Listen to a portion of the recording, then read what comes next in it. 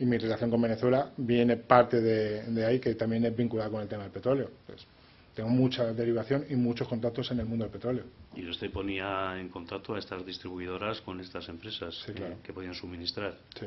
Esa es fundamentalmente su intervención. Sí. Villafuel, ¿qué relación tiene usted con Villafuel? Bueno, con Villafuel tenía una relación a través de Claudio Rivas, porque Carmen Pano, digamos, me presenta en su momento a Claudio para temas de inversión y temas inmobiliarios. Están así que Claudio Rivas me compra el 50% de los restaurantes que hemos hablado antes de las 4 torres, en los que Juan Carlos Cuoto llega a hacer una financiación y se le devuelve el dinero. Y tengo relación con Villafuel a través de Claudio Rivas con su hermana, que es la dueña de Villafuel.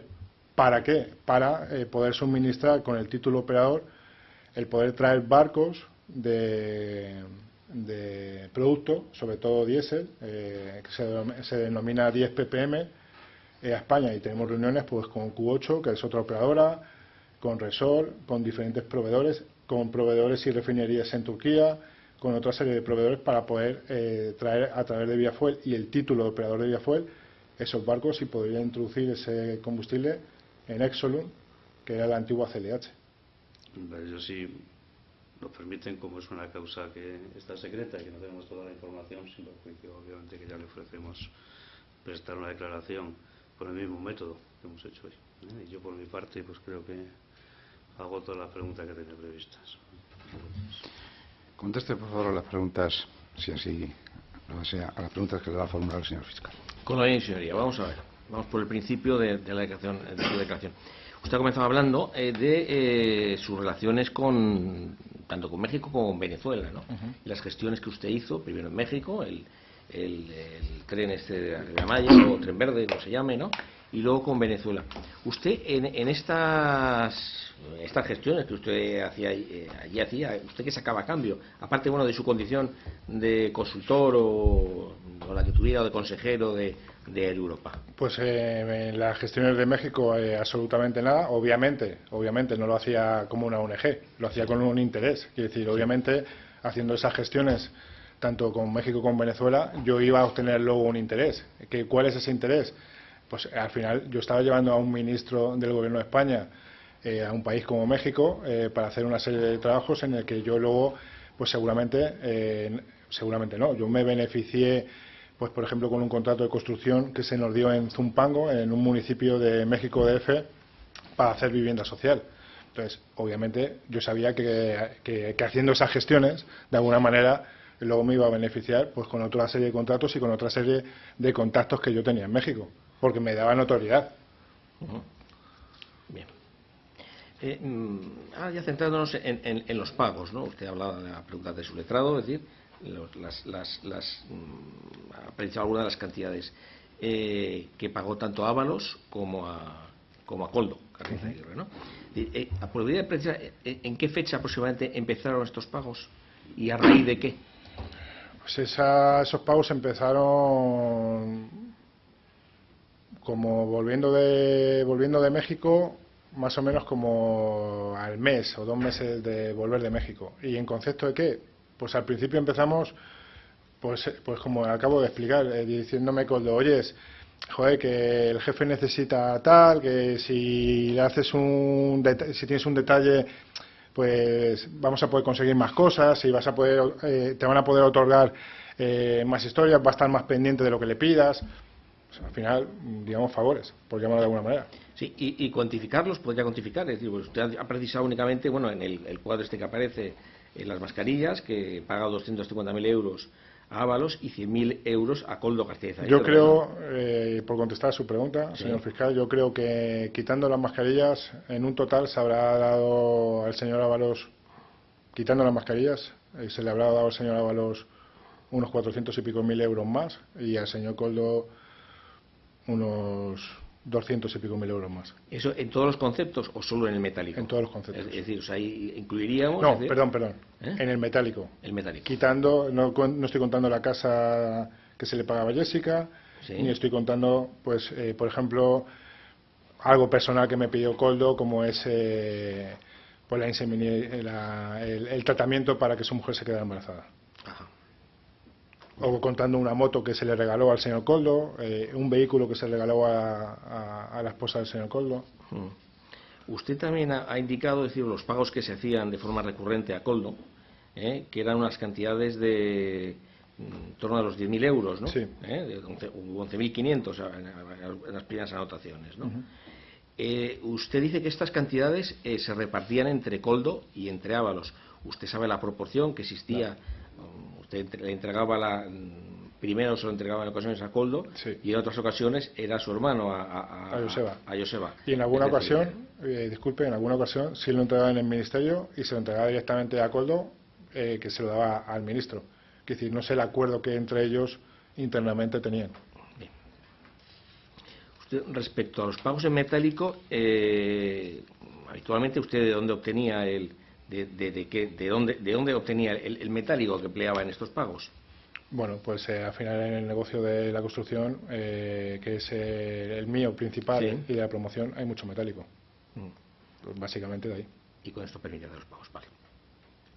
Respecto a la gestación de los contratos de estos del COVID, de las mascarillas, usted hablaba al inicio, bueno, cómo empieza su relación con Juan Carlos Cueto, y el cómo bueno, cómo se llega a plantear esta opción al Ministerio de Transportes, al señor Ábalos.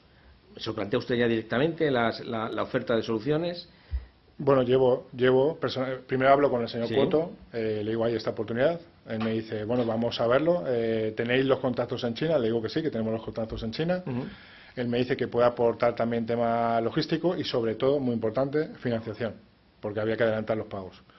Tenemos una reunión en el ministerio y se presenta la oferta. Quiere decir, nuestra oferta no era la única en ese momento.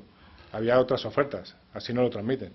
Por eso también en la oferta se presenta que el condicionante de adelantar el dinero lo acepta, digamos, en este caso, Soluciones de Gestión. Bien. Usted sabe que en este caso, vamos, que el cómo se gestionó estos pagos, estos anticipos de dinero, tanto por parte de Adif como Puertos del Estado, que hicieron un depósito en Bankinter, ¿no? Sí, claro. Bien. Todos estos pagos se depositaban y cuando se traía parte de la mercancía se iban, digamos, como despignorando, por decirlo de alguna manera. Sí, bueno, si eso se iba pagando, según iba llegando la mercancía, se iba desbloqueando las cantidades. Dentro del Ministerio, su relación era directamente, concretamente en el caso de las mascarillas, con Ábalos y con Koldo García Aguirre, ¿no? Así es. Bien, ¿con alguna otra persona más usted se relacionó? No. ¿Con Sánchez Manzanares? ¿Usted no intercambió una serie de correos con Sánchez Manzanares? Es Álvaro. Álvaro Sánchez Manzanares. Vale. Con Álvaro tenía una relación antes de las mascarillas personal.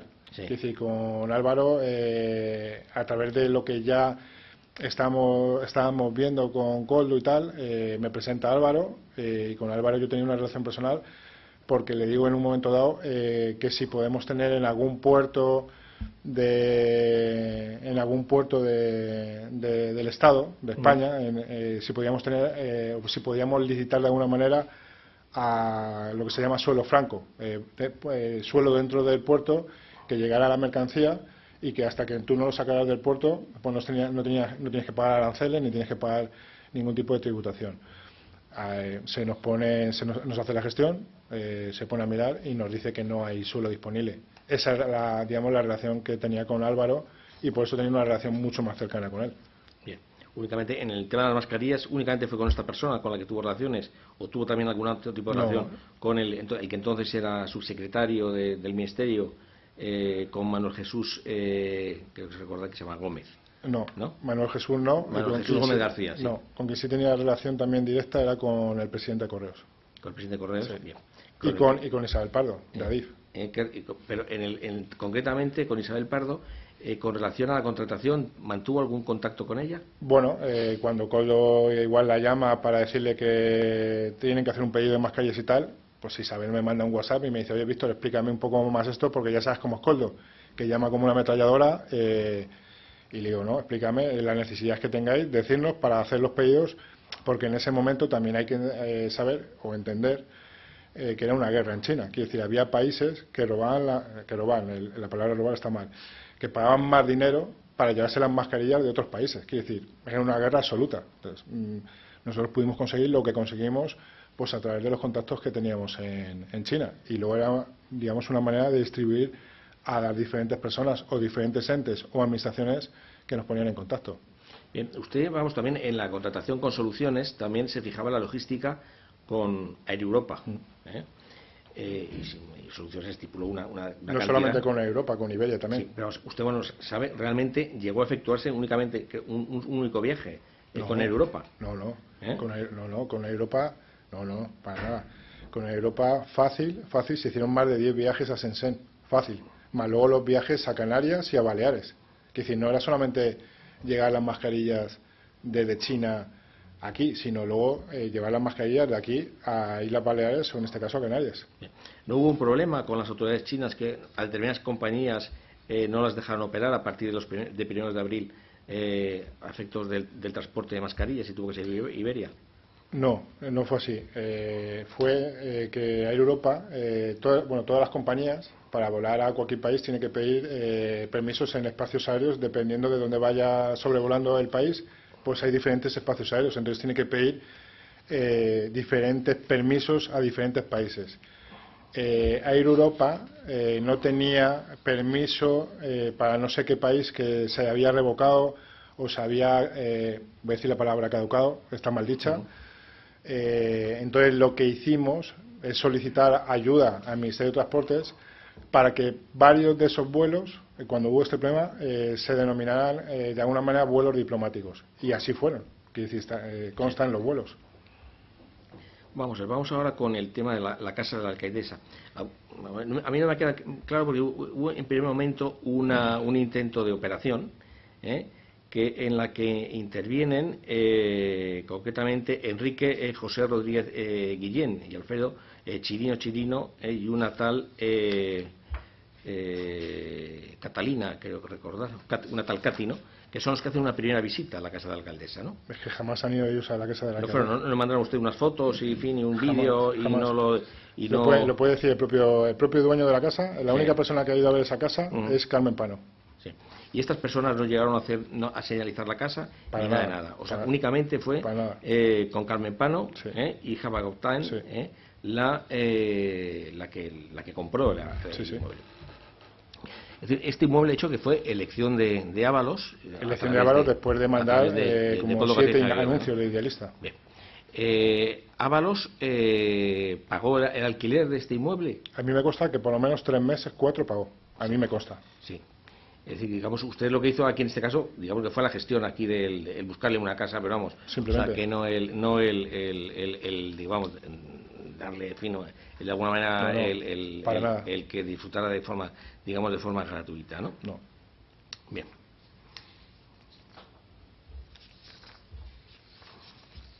Un momento.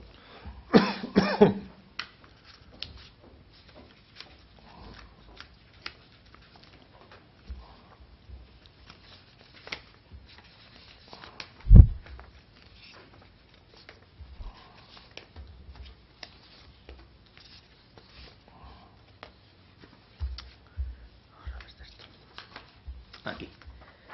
Vamos a ver.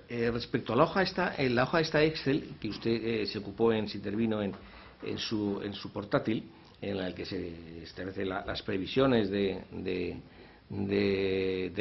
gastos, tanto de beneficios de la compra y los gastos de venta. Hizo un desglose de determinados gastos, de transitario, avión carguero, charter, tal. Ya ha indicado, decir, a quién era el Gran y quién era el Goblins, pero también cita una serie de personas, ¿no? Habla de una previsión de un pago de 200.000 a Bernardo. Bernardo es una persona que intervino en la operación, sí. Que al final no hizo el contacto, quiere decir, no nos pudo vender las mascarillas y por eso no se le abonó. Bien. Cristian, lo mismo. Cristian intervino, es otra persona que intervino en la operación. Sí. Igual, no. Es decir, son pagos que no se hicieron finalmente, ¿no? Ahí en esa lista hay Israel, me parece. Sí, Israel Pilar, sí. Israel Pilar, que él sí intervino, pero él ya luego cobró por parte de los proveedores que él le aportaba. Que decir, sí. El acuerdo, al final llegó a un acuerdo con los proveedores que aportaba, él sí cobró. Y Fadi, que también cobró, creo que viene ahí en la lista. Bien, vamos, no. Pues, Fadi. pues falta. Pues Fadi es un señor libanés que también cobró, y con Ajá. factura y contrato. El contacto con Israel Pilar, y usted previamente, ¿qué tenía relación con esta persona y que la conocía? Pues a Israel Pilar lo conocía de tiempo. Él tiene una empresa como de informática, de suministros informáticos. Es más, yo fui asesor de su compañía y he sido pagado por su compañía, por la compañía de Israel Pilar. Israel Pilar aportó muchos contactos también en China. J-Core es Juan Carlos Cueto, ¿no? Sí. Bien. Volarque, ¿qué intervención tuvo aquí? Volarque es la empresa financiadora, la Sí. empresa de Juan Carlos, que es la que Ajá. financió, digamos, la operación. Bueno, y luego ya finalmente Íñigo Rotaeche, bueno, El administrador de soluciones. el administrador de soluciones, ¿no? Bien.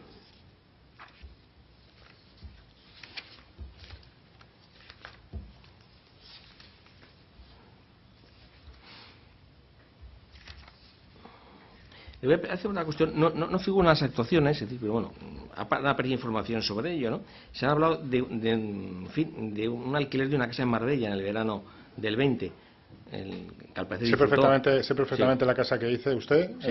Estaba en esa casa, Sí. pero si la pregunta es si yo pago esa casa, no. No la pagó usted, usted no tuvo nada que intervenir, ¿no? Vale, perfecto. Muchas gracias.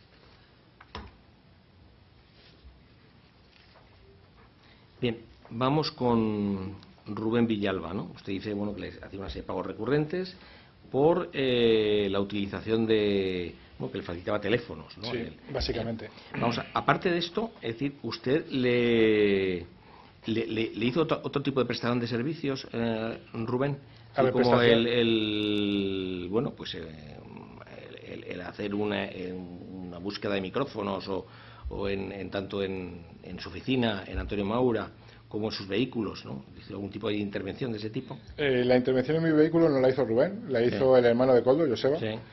Y la intervención en mi oficina sí la hizo Rubén. Sí. ¿Vale? Y si alguna prestación más puede decir que cuando se marchó a la embajada de Venezuela me pidió para regalar, no sé si fueron 2.000 o 3.000 botellas de vino, que además no se ocultó para nada porque se mandó a su casa, a su domicilio particular, desde una bodega de Toro, que era patrocinador del Zamora. Pues sí, pues lo que se hizo que no lo pidió como... porque él iba de agregado de defensa, me parece, a la embajada El interior. o agregado interior. Entonces, bueno, como para dar pues esto, un regalo, como Sí. o ¿cómo se llama? Joder, que no sé, bueno, para dar un detalle a la gente que fuera yendo a la embajada y tuviera contacto con ellos. Además de esto, le pidió si le podía facilitar informaciones relativas al inspector de Hacienda, que en aquel momento le estaba haciendo una inspección en Zaragoza, ¿no? Bueno, eso no es así. ¿Cómo Si fue lo esto? puedo explicar. A mí se me dice que ya teníamos una relación ya muy tensa y, por no decirlo mala, se me dice que Coldo con este señor han llegado, digamos, a un acuerdo para hacerme una inspección, que tenga mucho cuidado con este señor, con Raúl Burillo, porque es el inspector del caso NOS, que ha tenido muchos problemas y que por eso se le echa de Palma a Mallorca y recala en Zaragoza, que es su plaza, y que me va a hacer la vida imposible, ¿vale? A lo que yo le digo a Rubén: oye, Rubén, está pasando esto. Vosotros me habéis dicho que cualquier cosa que os informe, si me podéis decir al final este señor por dónde va o por dónde viene, os lo agradecería. Nunca se me dice nada, ¿vale? Jamás se me dice nada de este señor. A lo que yo voy a las 3 citaciones que me hace este señor, y casi más que preguntarme por la inspección de Hacienda que teníamos, estaba más interesado por el viaje de Dersi y por Ábalos que por la inspección de Hacienda. Bien, vamos ahora con se ha planteado su letrado, el tema de las sociedades portuguesas. Usted tiene vinculación con Atmósfera Audaz, ¿no? Soy el gerente. Que es el gerente, en fin, y ha indicado, decir, a quién facturó. A Salamanca Fuel y a Canea Island. Hay otra serie de sociedades que están vinculadas a otras personas que son socios suyos, ¿no? Díaz Tapia, Serrano Costumero, Moreno García y Escolano Marín, ¿no? Como que también se las voy a citar, es decir, si usted el conocimiento de Etapin Bisel, Fenosférico Unipersonal, Brava Percepao, Cubo Flamejante, Agarrobio y Proecen Contrada. ¿Estas sociedades hicieron lo mismo que hizo usted con Atmósfera Audaz? Es decir, facturaron, ¿sabe si facturaron a sociedades vinculadas al negocio de hidrocarburos como hizo usted con Atmósfera Audaz? Ninguna de esas sociedades, bueno, primero no conozco las sociedades, sí conozco las personas. Sí. Solamente de esas sociedades vinculadas al tema de hidrocarburos facturó Javier Serrano, porque yo le dije que facturara con una de sus sociedades, para que luego se hiciera un pago a una sociedad que tenemos que se llama PRM, que era la de los coches de competición. Sí. ¿Vale? Y Alberto Escolano, que también le dije que hiciera, que cobrara, creo que fueron 2 facturas de una de las sociedades que he nombrado antes, pero ninguna de las otras sociedades, ninguna de las otras personas ha cobrado absolutamente nada del tema de hidrocarburos. Bien. ¿Y estas sociedades se han utilizado de alguna manera, es decir, para, pues las ganancias, por ejemplo, las que hubieran derivadas de las comisiones de soluciones de gestión, para utilizar, digamos, para traspasar los fondos que hubiera en España a estas sociedades y depositarlos en Portugal?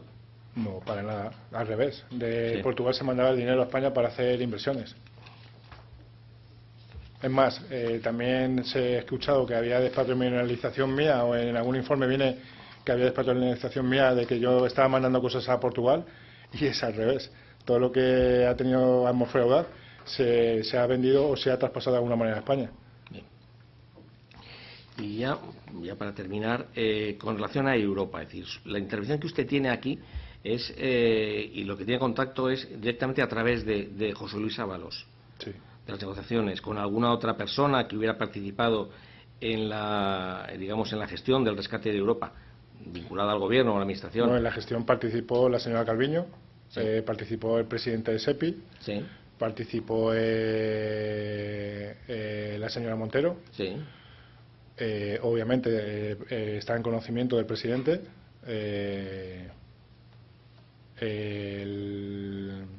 Saura,